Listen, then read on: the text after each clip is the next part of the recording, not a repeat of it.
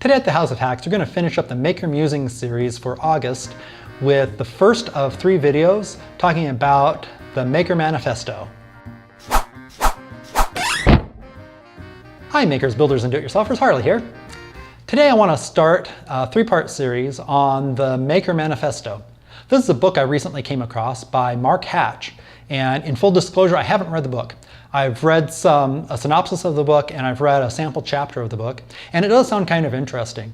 I have put it on my reading list to go ahead and read the whole thing. The sample chapter was pretty well written and had some interesting points to make.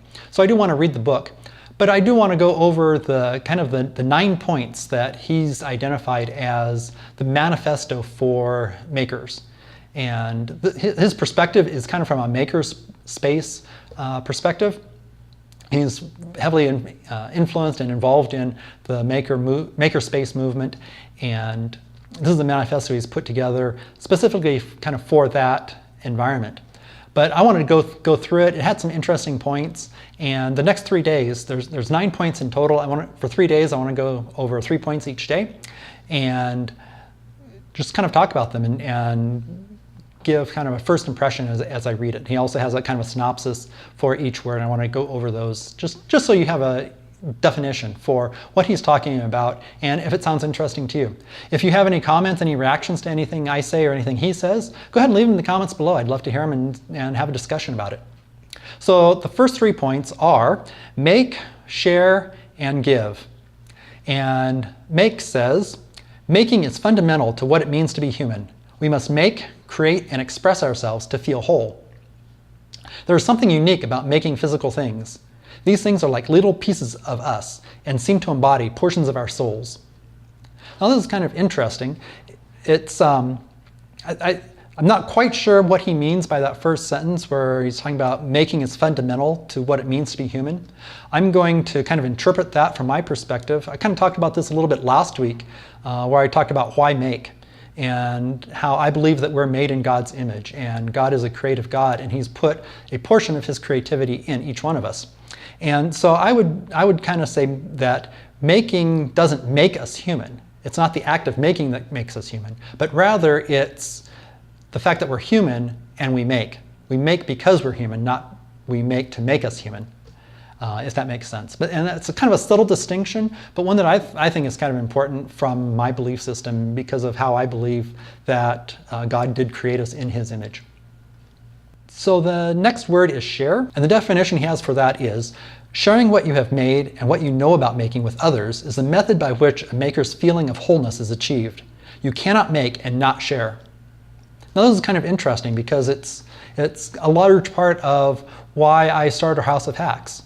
A lot of people have poured into my life in educating me and encouraging me and inspiring me, and I want to do the same thing to inspire, educate, and encourage others. And so this channel is one of the ways I want to do that. So I really agree with kind of the sharing is something that I think is important for us as makers to do. Give. There are few things more selfless and satisfying than giving away something you have made. The act of making puts a small piece of you in the object. Giving that to someone else is like giving someone a small piece of yourself. Such things are often the most cherished items we possess. Now this is interesting because give and share are so closely related. He makes the statement that the act of making puts a small piece of you in the object. And to some degree I agree with this in that who we are as humans, I think, kind of is manifest or revealed by what we make. Again, going back to God and creation, we look around and see so much beauty and intricacy in creation. I think a lot of that is, or all of that, is because God is an intricate and creative God, and his substance is manifest. It's not that the making is him, but rather that because he is beautiful, because he is intricate, he therefore makes beautiful, intricate things.